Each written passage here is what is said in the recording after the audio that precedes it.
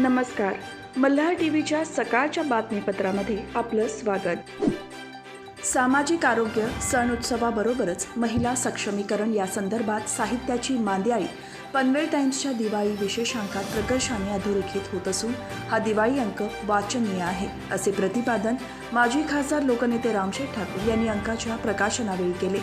गणेश कोळी संपादित पनवेल टाइम्स या वृत्तपत्राच्या दिवाळी विशेषांकाचे प्रकाशन महाराष्ट्रातील सुप्रसिद्ध गायक श्रीधर फडके यांच्या हस्ते झाले.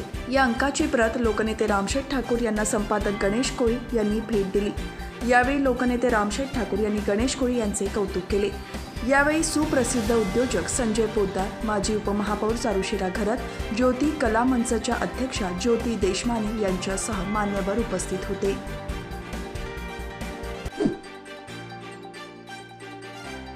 दिवाळी संपताच नवी मुंबई महापालिकेने बेकायदा फलकबाजीवर कारवाई करत 2 वर्षे कोरोना काळातील संकटामुळे नियमांच्या चौकटीत दिवाळी साजरी करावी लागली. परंतु आता निर्बंधमुक्त वातावरणात दिवाळी साजरी करण्यात येत असताना सर्वत्र आनंदाचे आणि उत्साहाचे वातावरण होते. एकीकडे उत्साहात दिवाळी साजरी केली जात असताना दुसरीकडे बेकायदेशीर फलकबाजीला ऊत आल्याचे चित्र पाहायला मिळाले होते. परंतु दिवाळीच्या सुट्टीनंतर शुक्रवारी शहरातील फलकबाजीवर कारवाई करण्यात आली आहे. रेल्वे स्थानक परिसर, मुख्य जागा, चौक या ठिकाणी बेकायदा फलक लावण्यात आले होते. त्यामुळे दिवाळीच्या सणात शहराचे विद्रुपीकरण झाल्याचे चित्र होते. देश पातळीवर नुकताच नवी मुंबई महापालिकेला स्वच्छ आणि सुंदर शहराचा देशातील 3रा क्रमांक प्राप्त झालेला आहे. परंतु सध्या दिवाळी सणाच्या मुहूर्तावर शहरात बॅनरबाजीला ऊत आला होता. त्यावर अधिकाऱ्यांमार्फत कारवाई करण्यात आली आहे.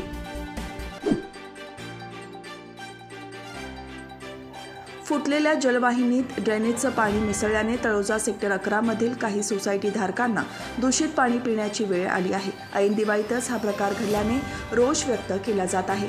तळोजा सेक्टर 11 येथील गणेश मंदिर, जयशक्ती, सुमोद सोसायटी लगत असलेल्या रस्त्यावरील मलनिस्सारण वाहिन्या भरून रस्त्यावर वाहत आहेत.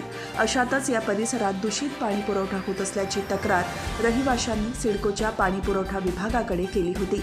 दरम्यान गणेश मंदिर रस्त्यावरील मलनिस्सारण वाहिन्यांची पाहणी केली असता जलवाहिनी फुटल्यामुळे पाणी मिसळण्याचा प्रकार समोर आला. त्यामुळे तळोजाकरांना दूषित पाणी पुरवठा झाला असल्याचे समोर आले आहे.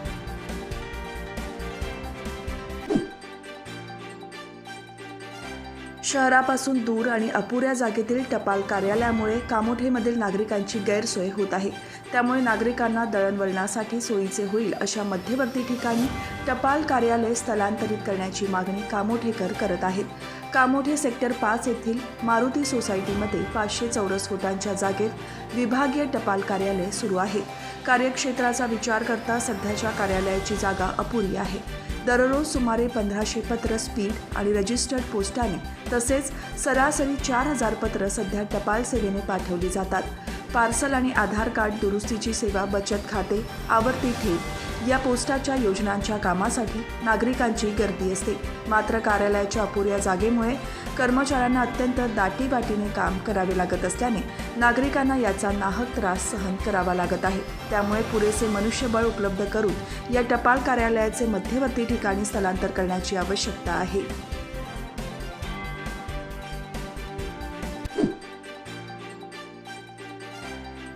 महाराष्ट्र शासनाच्या निर्देशानुसार नवी मुंबई महापालिकेने नागरिकांच्या सूचना आणि हरकतींसाठी विकास आराखडा प्रकाशित केला आहे. या प्रक्रियेनुसार सूचना आणि हरकती स्वीकारण्याची मुदत 31 ऑक्टोबरपर्यंत ठेवली आहे. सध्या हरकती सूचना स्वीकारण्याचा कालावधी समाप्त होत आला आहे.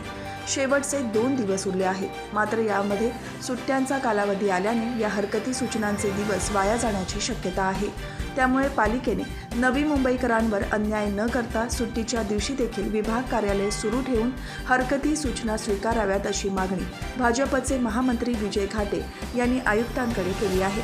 पालिकेने निदान नवी मुंबईकरांच्या शहरप्रती असलेल्या भावना लक्षात घेता या सुट्टीच्या दिवशी 8ही विभागात अधिकारी बसवून या हरकती सूचनांचा स्वीकार करावा, जेणेकरून मुख्यालयात हरकती सूचना दाखल करणाऱ्यांची गर्दी न होता पालिकेला सुटसुटीतपणे काम करता येईल. तसेच विभागनिहाय आलेल्या हरकती थेट विभागनिहाय विभागणी होऊन येतील. त्यासाठी पालिकेने समाज माध्यमांचा वापर करत जनजागृती करावी अशी मागणीही घाटे यांनी यावेळी व्यक्त केली आहे.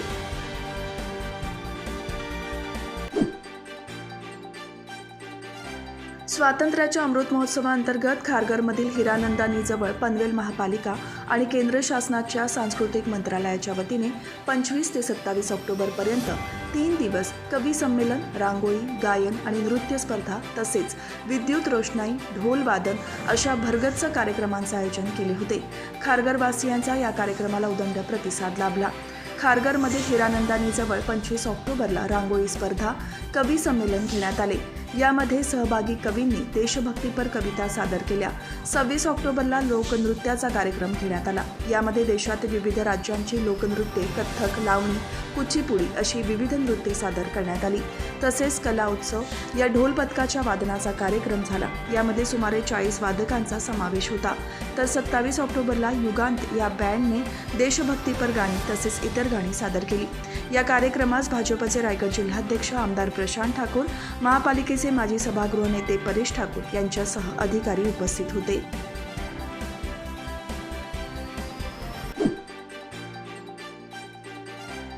उरणचे आमदार महेश बालदी आणि भाजपचे युवा नेते मंगेश शेलार यांच्या प्रयत्नांमुळे 2 वर्षांपासून प्रलंबित असलेली करंजाडे आदिवासी वाडीतील विजेची समस्या सुटली आहे. या वाडीमध्ये दिवाबत्तीची सोय करण्यात आली आहे. हे काम आमदार महेश बालदी यांच्या जिल्हा वार्षिक योजनेमधून करण्यात आले आहे. या कामाचा शुभारंभ भाजपचे रायगड जिल्हा सरचिटणीस विनोद साबळे यांच्या हस्ते शुक्रवारी झाला. या कामासाठी 20 लाख रुपयांचा निधी वापरण्यात आला आहे. या कामाच्या उद्घाटनावेळी भाजपचे विभागीय अध्यक्ष कर्णा शेलार, युवा नेते मंगेश शेलार, भरत साबळे, आतिश साबळे, अजय साबळे, सूरज शेलार, सागर आंग्रे यांच्यासह मान्यवर आणि आदिवासी बांधव उपस्थित होते.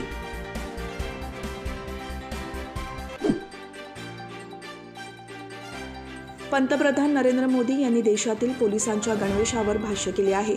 एक देश एक पोलीस गणवेश या संकल्पनेवर राज्यांनी आणि केंद्रशासित प्रदेशांनी सकारात्मक चर्चा करावी असे आवाहन पंतप्रधान मोदींनी शुक्रवारी केले. 2 दिवसीय ऑनलाईन चिंतन शिबिर गृहमंत्री अमित शहा यांच्या अध्यक्षतेखाली सुरू असून या शिबिरात पहिल्या दिवशी 8 राज्यांचे मुख्यमंत्री, गृहमंत्र्यांसोबतच 16 राज्यांचे उपमुख्यमंत्री सहभागी झाले होते. या शिबिरात पोलीस दलाचे आधुनिकीकरण, सायबर गुन्ह्यांचे व्यवस्थापन, न्यायव्यवस्थेत तंत्रज्ञानाचा वापर, भूसीमा व्यवस्थापन, किनारी सुरक्षा, महिला सुरक्षा, अंमली पदार्थांची तस्करी या विषयांवर मंथन केले जात आहे. या शिबिरात पंतप्रधान नरेंद्र मोदी यांनी व्हिडिओ कॉन्फरन्सिंगच्या माध्यमातून विविध राज्यांच्या गृहमंत्र्यांना संबोधित केले.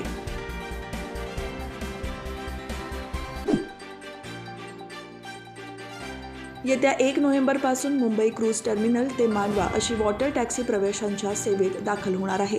त्यानंतर मुंबई ते मांडवा हा प्रवास अवघ्या 45 मिनिटात पूर्ण करणे शक्य होणार आहे.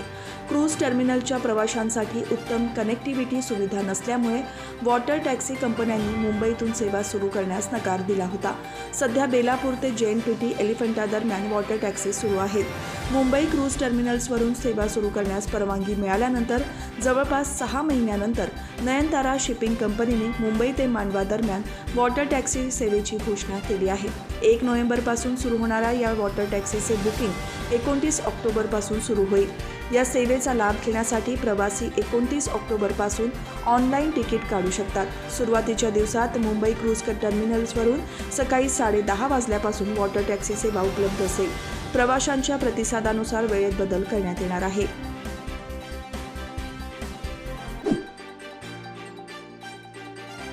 पर्यटकांचे आकर्षण असलेल्या मुरुडमध्ये सध्या सीगल पक्ष्यांचे थवे दिसत आहे. या पक्ष्यांच्या आगमनाने समुद्रकिनाऱ्याचे सौंदर्य अधिकच खुललेले दिसत आहे. ऑस्ट्रेलिया येथून मोठे अंतर पार करून थंडीच्या दिवसात सीगल पक्षी दरवर्षी मुरुड समुद्रकिनारी येत असतात. साधारणतः ऑक्टोबर महिन्याच्या दुसऱ्या आठवड्यात सीगल पक्षी मुरुड समुद्रकिनारी पाहावयास मिळतात. यंदाही या पक्ष्यांचे आगमन मोठ्या संख्येने झाल्याने संपूर्ण किनारा पक्ष्यांच्या सफेद रंगाने न्हाऊन निघाला आहे. मुरुड शहराला 2.5 किलोमीटरचा समुद्रकिनारा लाभला आहे. या किनारी विविध भागात सीगलचे थवे दिसत आहेत. सीगल पक्षी दिसायला सुंदर असल्याने असंख्य पर्यटक त्यांना पाहण्यासाठी गर्दी करतात. दरवर्षीप्रमाणे यंदाही मोठ्या संख्येने हे पक्षी मुरुड किनारी आले असल्याने पर्यटकांकडून आनंद व्यक्त करण्यात येत आहे.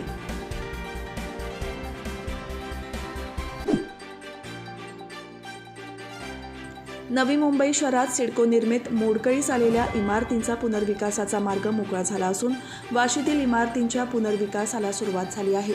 त्याचबरोबर आता 2005 पासून धोकादायक यादीत समाविष्ट होत असलेल्या कांदा बटाटा बाजाराच्या विकासाबरोबरच इतर 4ही बाजारांचा पुनर्विकास एकत्रितपणे करण्याचा निर्णय एपीएमसी संचालक मंडळाने घेतला आहे। याकरिता सल्लागारांची नेमणूक करण्यात येणार असून त्यांच्या माध्यमातून इमारत संरचना योजना आखण्यात येणार आहे। बाजार समितीच्या घटकांसमोर पुनर्विकास आराखड्याचे सादरीकरण मांडण्यात येणार असून मंजुरीनंतर पुढील निर्णय घेण्यात येणार आहे।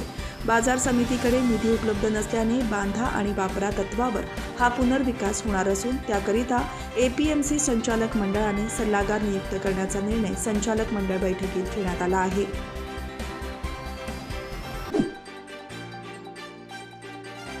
टाटा एअरबस प्रकल्प महाराष्ट्राबाहेर गेल्याने सुभाष देसाई यांनी फडणवीस शिंदे सरकारवर टीका केली।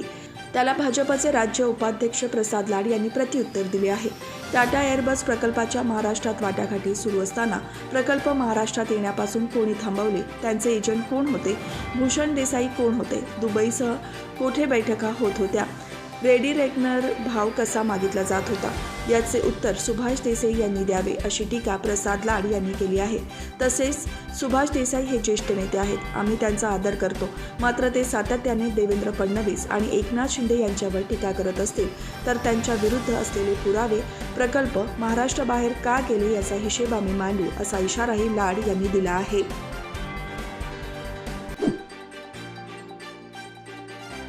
MBBS आणि इंजिनिअरिंगचे शिक्षण मातृभाषेतून देण्याचे प्रयत्न सुरू असताना आता वैद्यकीय शिक्षणाच्या बाबतीतही महत्त्वाचा निर्णय घेण्यात आला आहे। वैद्यकीय शिक्षण मराठी भाषेतून सुरू करण्यात येणार असल्याची घोषणा मंत्री गिरीश महाजन यांनी केली आहे। ग्रामीण भागातील विद्यार्थ्यांना इंग्रजी भाषेतून शिक्षण घेताना मोठ्या अडचणी येतात, त्या अडचणी दूर करण्यासाठी वैद्यकीय शिक्षण मराठीतून घेण्याचा महत्त्वपूर्ण निर्णय राज्य सरकारतर्फे घेण्यात आल्याचे मंत्री गिरीश महाजन यांनी सांगितले आहे। केंद्र सरकारतर्फे प्रत्येक राज्यांमध्ये त्या भाषेतून तेथील शिक्षण देण्यात यावे असा निर्णय घेण्यात आला असल्याने आम्ही हा निर्णय घेत असल्याचेही त्यांनी स्पष्ट केले आहे।